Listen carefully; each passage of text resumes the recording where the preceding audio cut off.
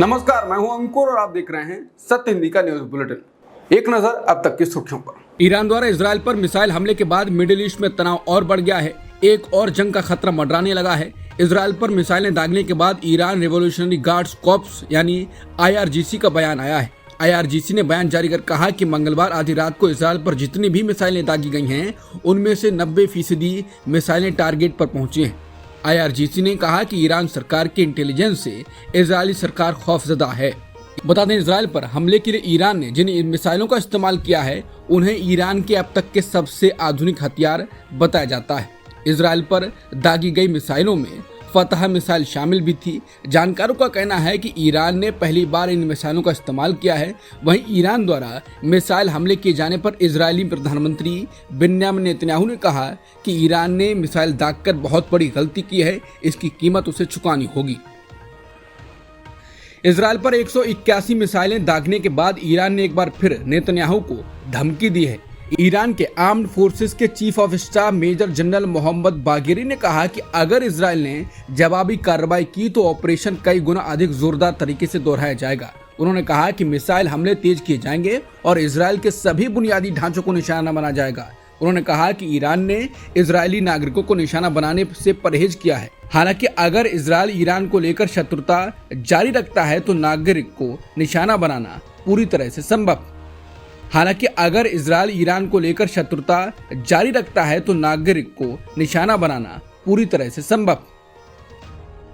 Israel के पूर्व प्रधानमंत्री नफ्ताली बेनेट ने कहा है कि इजरायल के खिलाफ ईरान का मिसाइल हमला एक भयानक गलती थी और अब इजरायल के पास मिडिल ईस्ट का चेहरा बदलने का 50 सालों में सबसे बड़ा मौका है। ईरान के द्वारा बैलिस्टिक मिसाइलें दागे जाने के बाद पूर्व प्रधानमंत्री ने कहा कि इजरायल को अब कार्रवाई करनी चाहिए और ईरान के न्यूक्लियर प्रोग्राम को नष्ट करना चाहिए। उन्होंने कहा कि ऐसे समय आते हैं जब इतिहास हमारे दरवाजे पर दस्तक देता है तो हमें इसे खोलना चाहिए। उन्होंने कहा यह मौका चूकना नहीं चाहिए।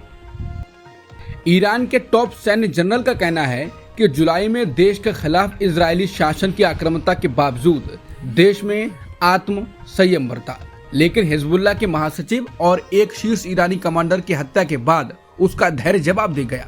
ईरानी सेना के chief of general staff major general Mohammad Bagheri ने कहा है कि शहीद हनिये की हत्या के बाद ईरान अमेरिकियों और यूरोपीय लोगों के बार बार अनुरोध करने के बीच आत्म संयम के कठिन दौर से गुजरा। वो लोग हमको आत्म संयम बरतने के लिए कहते थे ताकि वो गजा पट्टी में युद्ध विराम करा सकें। बर्दाश्त करने लायक नहीं रह गई थी। इजराइल पर ईरान के मिसाइल हमलों के बाद ईरान की राजधानी तेहरान की सड़कों पर लोगों को जश्न मनाते देखा गया। कुछ लोग ब्रिटेन के दूतावास के बाहर भी एकत्रित हुए। यहाँ भी लोगों ने जश्न मनाया। इस दौरान कई लोगों के हाथों में हिजबुल्लाह नेता नसरल्लाह की तस्वीर भी देखी गई। कुछ लोगों ने पटाखे भी जलाए। लेबनान में मौजूद ईरान समर्थित समूह हिजबुल्लाह ने दावा किया है कि उसने लेबनान में इजरायली सेना की जमीनी घुसपैठ को नाकाम कर दिया है। उसने एक बयान में कहा कि बुधवार सुबह उसकी इजरायली सेना के साथ झड़प हो गई। इजरायली सैनिक अदाई से शहर में घुस रहे थे। बयान में आगे कहा गया है कि हिजबुल्लाह के लड़ाकों ने इजरायली गश्ती दल का सामना किया, उससे भिड़े, नुकसान पहुंचाया और उसे पीछे हटने के लिए मजबूर कर दिया। इजरायल ने हिजबुल्लाह के इन दावों पर अभी कोई प्रतिक्रिया नहीं दी है।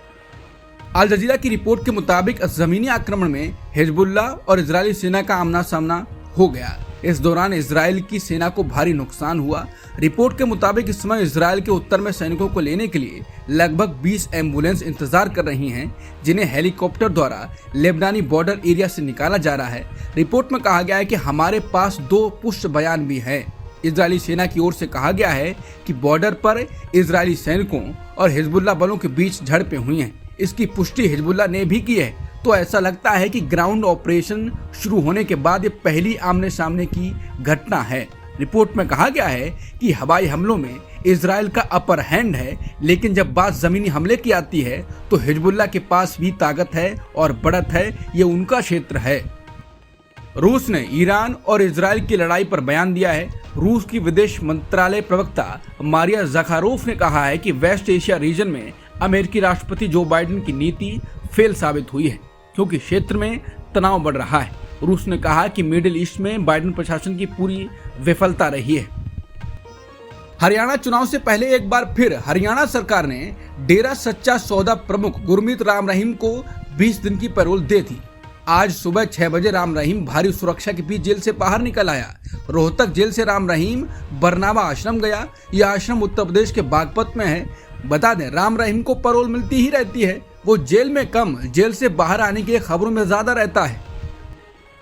हरियाणा में विधानसभा चुनाव से ठीक पहले गुरमीत राम रहीम को पैरोल मिल गई। अब इस मामले में दिवंगत पत्रकार रामचंद्र छत्रपति के बेटे अंशुल छत्रपति ने चुनाव आयोग में शिकायत की है। चुनाव आयोग को लिखे खत में उन्होंने कहा है, उनके पिता पत्रकार रामचंद्र छत्रपति की हत्या वर्ष 2002 में डेरा सच्चा सौदा प्रमुख गुरमीत राम रहीम के इशारे पर करवा दी गई थी। इस मामले में सीबीआई जांच के बाद सीबीआई की विशेष अदालत ने 11 जनवरी 2019 को गुरमीत राम रहीम को आजीवन कारावास की सजा सुनाई थी। उन्होंने पत्र में राम रहीम के सारे कारनामों का जिक्र किया है और कहा है कि कुख्यात राम रहीम के डेरा श्रद्धालुओं का वोटों का लालच देश की लगभग हर राजनीतिक पार्टी के लिए आकर्षण रहा है। सत्ता लोलुप राजनेता पिछले कई वर्षों से तथाकथित संत के आगे नतमस्तक होते रहे हैं। इसी के चलते गुरमीत राम रहीम ने अपने डेरा की एक राजनीतिक विंग भी तैयार की है। राजनीतिक विंग के जरिए डेरा सच्चा सौदा व उसका मुखिया पिछले 2 दशकों से अपने श्रद्धालुओं के वोटों का सौदा करता रहा है। ये बात भी जग जाहिर है कि गुरमीत राम रहीम को सजा सुनाए जाने के बाद लगभग हर एक चुनाव के दौरान उसे पैरोल या फरलो का फायदा पहुंचाकर घटिया राजनीति की जा रही है। उन्होंने चिट्ठी में बताया है कि कैसे उसे पिछले 2 सालों में ही 10 बार पैरोल या फरलो दी गई है, जिसके तहत वो 255 दिन जेल से बाहर रहा है। खास बात यह है कि 10 में से 6 बार उसे किसी न किसी प्रकार के चुनावों से ऐन पहले ये छूट दी गई। पहली बार पंजाब विधानसभा चुनाव से पहले, फिर हरियाणा नगर निकाय चुनाव से पहले, उसके बाद अक्टूबर 2022 में ही फिर हरियाणा की आदमपुर विधानसभा उपचुनाव में 40 दिन की पैरोल मिली। उन्होंने वो तारीखें गिनाई हैं जब चुनाव थे और उसको पैरोल मिल गई। अंशुल छत्रपति ने चुनाव आयोग को लिखी चिट्ठी में कहा कि चुनाव आयोग की हिदायतों के अनुसार चुनाव आचार संहिता के दौरान किसी भी कैदी को इमरजेंसी पैरोल देने से पूर्व निर्वाचन अधिकारी से सलाह लेना जरूरी है। Haryana good conduct prisoners temporary release act section 5 के अनुसार सजायाफ्ता कैदी को इमरजेंसी पैरोल विशेष कारणों में दी जाती है, जबकि राम रहीम के आवेदन में ऐसे किसी विशेष कारण का उल्लेख नहीं है। उन्होंने इसके साथ ही कहा कि गुरमीत राम रहीम के पैरोल आवेदन को रद्द करने के लिए चुनाव आयोग की तरफ से हरियाणा सरकार को निर्देश दिया जाए और उसके अलावा निष्पक्ष मतदान के हित में डेरा सच्चा सौदा की राजनीतिक गतिविधियों पर संज्ञान लेकर कार्रवाई की जाए।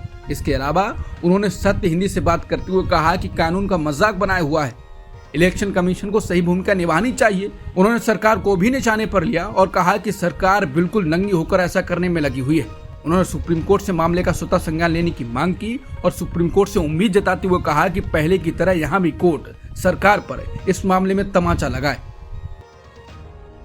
राहुल गांधी ने अपने कई वीडियो का एक वीडियो बनाकर ट्विटर पर अपलोड किया है, जिसमें वो महात्मा गांधी के बारे में लगातार बातें कर रहे हैं। राहुल गांधी कहते हैं कि बापू ने ही मुझे सिखाया है, जीना है तो डरे बिना जीना है, सत्य, प्रेम, करुणा और सौहार्द के रास्ते पर सबको जोड़ते हुए चलना है। राहुल कहते हैं कि गांधी जी एक व्यक्ति नहीं, जीने और सोचने का तरीका है। इसके साथ ही राहुल ने कहा कि राष्ट्रपिता महात्मा गांधी जी की जयंती पर उन्हें शत शत नमन। पर्यावरण कार्यकर्ता सोनम वांगचुक और लद्दाख के 150 नागरिकों को मंगलवार देर रात दिल्ली पुलिस द्वारा रिहा किए जाने के बाद उन्हें फिर से हिरासत में ले लिया गया। अधिकारियों ने बुधवार को जानकारी दी। पुलिस के एक वरिष्ठ अधिकारी ने बताया कि वांगचुक और हिरासत में लिए गए लद्दाख के अन्य नागरिकों को मंगलवार रात रिहा कर दिया गया था, लेकिन वो दिल्ली के मध्य भाग की ओर मार्च करने पर अड़े रहे, इसलिए उन्हें फिर से हिरासत में ले लिया गया। उन्होंने कहा कि वांगचुक को कुछ अन्य लोगों के साथ बवाना थाने में रखा गया है, जबकि अन्य को नरेला औद्योगिक क्षेत्र, अलीपुर और कंजावरा के थानों में रखा गया है। प्रदर्शनकारी समूह के एक प्रतिनिधि ने कहा कि जिन लोगों को हिरासत में लिया गया है वो अनिश्चितकालीन अनशन पर हैं। बता दें, वांगचुक दिल्ली चलो पदयात्रा का नेतृत्व कर रहे थे, जो 1 महीने पहले लेह से शुरू हुई थी। 150 पुलिस अधिकारियों की एक बटालियन ने मंगलवार को थोंडामुथुर में ईशा फाउंडेशन के आश्रम में तलाशी अभियान शुरू किया। इससे पहले मद्रास हाईकोर्ट ने ईशा फाउंडेशन के खिलाफ दर्ज सभी आपराधिक मामलों पर रिपोर्ट मांगी थी। उसके बाद यह एक्शन लिया गया। इंडियन एक्सप्रेस की रिपोर्ट के मुताबिक पुलिस की ओर से चलाए गए तलाशी अभियान में 3 डीएसपी भी शामिल थे। एक वरिष्ठ पुलिस अधिकारी ने बताया कि अभियान में कैदियों की गहन जांच और फाउंडेशन के कमरों की तलाशी पर ध्यान केंद्रित किया गया। इस टीम का नेतृत्व कोयम्बटूर के अतिरिक्त पुलिस अधीक्षक स्तर के अधिकारी ने किया। इस घटनाक्रम पर ईशा योग केंद्र ने कहा कि जो कुछ हो रहा था वो केवल एक जांच थी। दरअसल मामला तब बड़ा हुआ जब अदालत ने retired professor doctor S Kamaraj की दायर याचिका पर सुनवाई करते हुए कोयम्बटूर ग्रामीण पुलिस को जांच कर रिपोर्ट दाखिल करने का आदेश दिया था। डॉक्टर एस कामराज ने दावा किया था कि उनकी 2 बेटियां यानी कि गीता कामराज जो 42 साल की हैं और लता कामराज जो 39 की हैं, उनको कोयम्बटूर स्थित फाउंडेशन में बंदी बनाकर रखा गया है। उन्होंने आरोप लगाया कि संगठन लोगों का ब्रेन वॉश कर रहा है, उन्हें साधु बना रहा है और उनके परिवारों से उनका संपर्क सीमित कर रहा है। अदालत ने ईशा फाउंडेशन के संस्थापक जग्गी वासुदेव के जीवन में स्पष्ट विरोधाभासों पर सवाल उठाया।